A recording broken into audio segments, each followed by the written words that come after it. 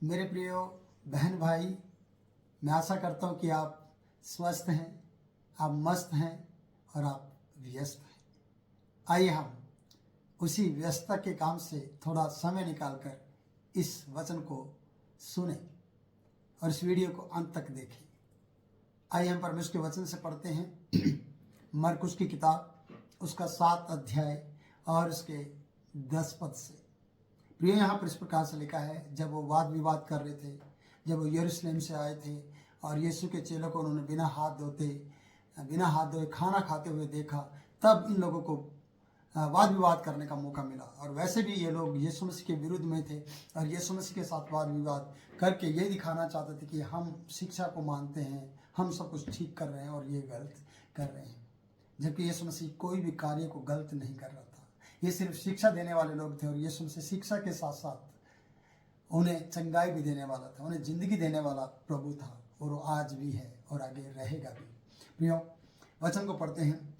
यहाँ पर इस प्रकार से लिखा है, क्योंकि मूसा ने कहा, अपने माता पिता और अपनी माता का आदर कर, अपने पिता और अपनी माता का आदर कर। जो कोई पिता व माता का आदर करे या अपने माता पिता को बुरा कहे, वह अवश्य मार डाला जाए। मूसा की आज्ञा थी और यीशु मसीह इन फरीसियों और शास्त्रियों से कह रहा था कि मूसा ने तो इस प्रकार से कहा है कि अपने माता पिता का आदर कर। जो कोई माता व पिता का आदर ना करे वो मार दिया जाएगा, वो मार डाला जाएगा, ऐसा मूसा ने कहा है। मूसा की जो शिक्षा रही है और फरीसी जो तुम्हारी शिक्षा है, उसमें बड़ा अंतर है। तो प्रभु यीशु मसीह ये बताना चाहते हैं कि माता पिता का आदर करो, माता पिता का आदर करना चाहिए। मूसा की उस वाणी को जो ग्रंथ में लिखी है वो इन्हें याद दिलाकर कह रहा है, लेकिन ये माता पिता का आदर कराने के बजाय अपना आदर को बढ़ाने की कोशिश करते रहे हैं।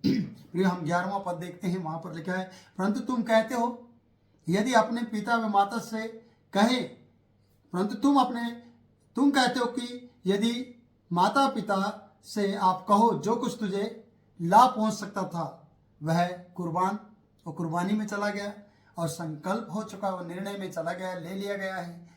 आप ऐसा कहकर उनकी कुछ सेवा करने नहीं देते। वचन बताते कि उसकी माता और पिता की सेवा करने नहीं देते। क्या उन्हें शिक्षा देते हैं कि वो कुर्बान हो गया है, वो पहलौठे के रूप में परमेश्वर को दे दिया गया है, वो आप लोगों ने कुर्बान के रूप में परमेश्वर को दे दिया है, वो कुर्बान तुम्हें, हमारा संकल्प है, संकल्प हो चुका है वो बात में। आप सोचिएगा कि परमेश्वर का वचन तो उन्हें अपने माता पिता की आज्ञा मानने के लिए, उनकी सेवा करने के लिए बताता है, पर ये फरीसी और शास्त्री लोग उन्हें उस आज्ञा से हटाकर परमेश्वर की माता पिता जो होते हैं, आपके संसार के माता पिता, उनसे हटाकर अपनी शिक्षा देते हैं। कहते हैं कि ऐसा बोल दो, कैसा बोल दो कि वह जो लाभ पहुंच सकता था तुम्हें, मुझसे जो लाभ पहुंच सकता था, बच्चों से सिखाते हैं, बच्चों को जो लाभ पहुंच सकता वो तुम्हें पहुंच चुका है और वह कुर्बान हो चुका है।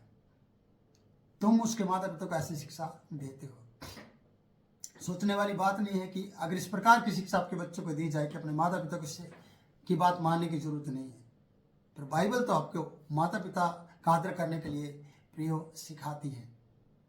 जो माता पिता का आदर करता है, क्योंकि वो आपके नज़दीक भी है, फिर वो पिता का और परमेश्वर का भी आदर करता है।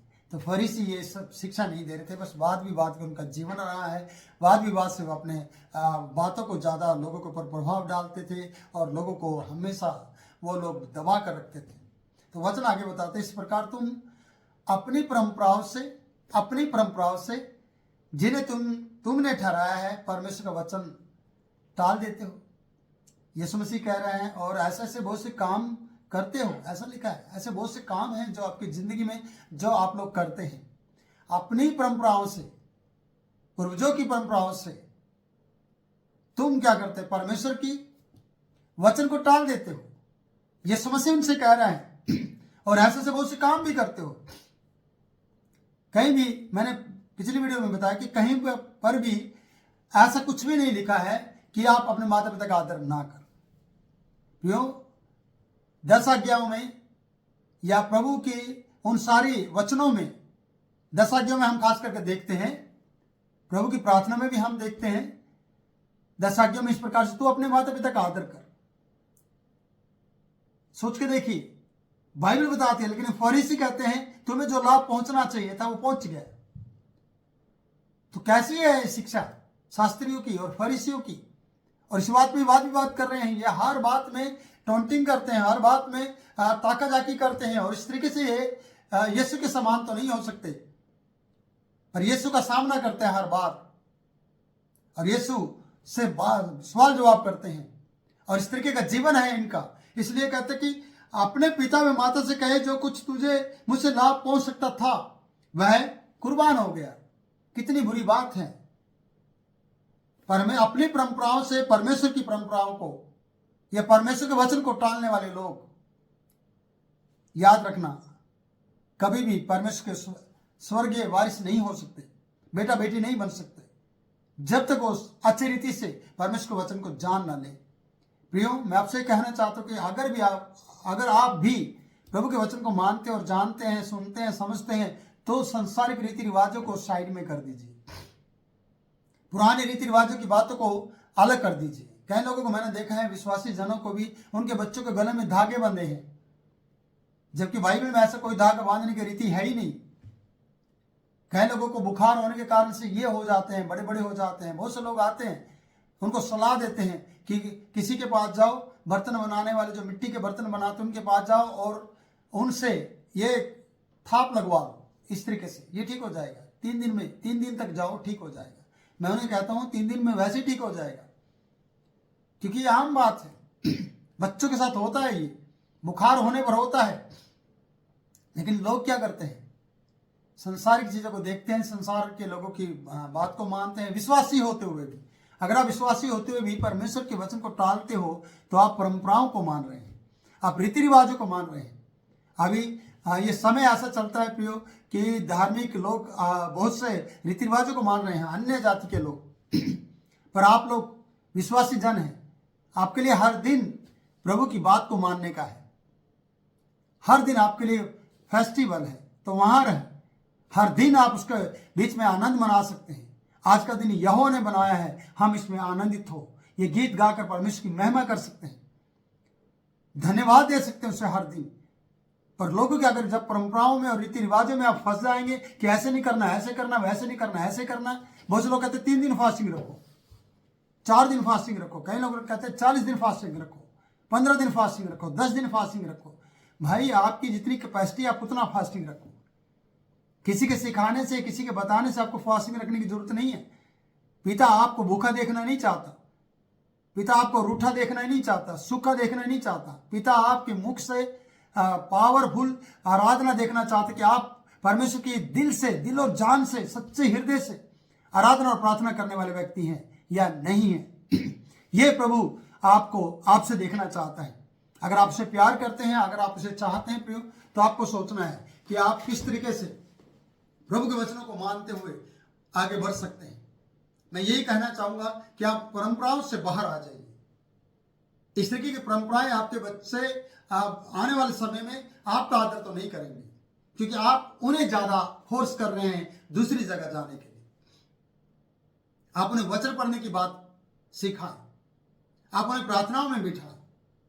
नहीं तो एक दिन आएगा जो तुम्हें लाभ पहुंचना चाहिए था, जैसे फरीसी और शास्त्री कहते हैं, मूसे की व्यवस्था को टाल देते हैं, वैसे ये लोग आपके साथ भी होंगे। ऐसे लोग जो आपको, आपके बच्चों को दूसरे तरीके से, दूसरे शिक्षा में गाइडेंस देंगे, आपको गाइडलाइन दे देंगे दूसरे उसमें, और आप उधर दूसरी वे पे चले जाओगे, रास्ते पे चले जाओगे। आपसे मैं कहना चाहता हूं, अगर आप सही रास्ते पे चलना चाहते हैं तो यीशु जो आपसे कह रहा है, वचन जो आपसे कहता है, आदर करने के लिए आप परमेश्वर के पुत्र का आदर करते हुए, अपने सेवकों का आदर करते हुए, अपने बड़ों का आदर करते हुए, अपने माता पिता का आदर करते हुए परमेश्वर को उनके अंदर भी देख सकते हैं। और परमेश्वर इन बातों को और ज्यादा आशीष में बदलता है। जो बेटा बेटी अपने बड़ों की आज्ञा मानते हुए और परमेश्वर का धन्यवाद करते हैं, तो उन्हें भी परमेश्वर आशीषित करता है। इसलिए आप आदर करना सीखें, रीति रिवाजों, विधि विधानों से बाहर आते हुए आप प्रभु यीशु के वचन को पढ़ें और उसी तरीके से अपनी जिंदगी को बिताएं। तो प्रियो, आपको कौन अशुद्ध करता है, क्या क्या किन बातों में आप शुद्ध होते हैं, मैं अगले वीडियो में आपको बताऊंगा, जो हमारा तीसरा भाग रहेगा इसका। ये दो वीडियो दूसरे भाग हैं जिसको अभी आप देख रहे हैं। तो मैं कहना चाहूंगा तीसरे भाग में हम जाएंगे कि कौन सी बात आपको अशुद्ध करती है। रीति रिवाज और हाथ धोना, नहाना, ये सब बातें आपको पवित्र नहीं करती हैं। आपका मन क्या कहता है, आपका मन परमेश्वर के प्रति सीधा है ना। दाऊद की तरह दाऊद ने कहा, हे मेरे मन यहोवा को धन्य है। उसी तरीके से अगर आप भी कह रहे हैं तो सच कहता हूं प्रियो, आपका मन परमेश्वर की तारीफ करने वाला बन जाएगा। फिर आपको इन सब बातों में अपना समय बिताने की जरूरत नहीं पड़ेगी, क्योंकि आप पवित्र व्यक्ति हो जाएंगे। प्रभु आपको बहुत ऐसे आशीष दे, आपका दिन बनाए, और फिर मिलेंगे नए वचन में, नई वीडियो में, नई बात के साथ। तब तक के लिए मुझे आप इजाजत दें। जय यीशु।